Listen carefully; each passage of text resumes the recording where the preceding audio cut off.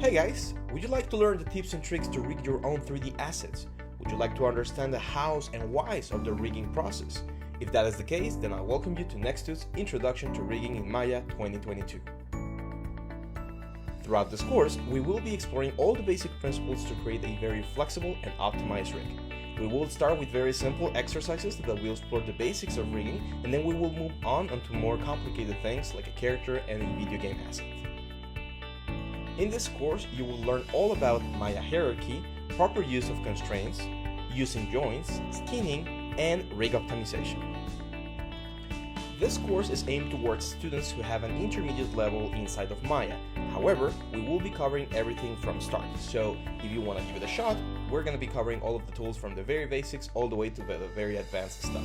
We will be using Maya 2022, so make sure you have your software up to date. Join me in this great course and you will be rigging inside of Maya in no time.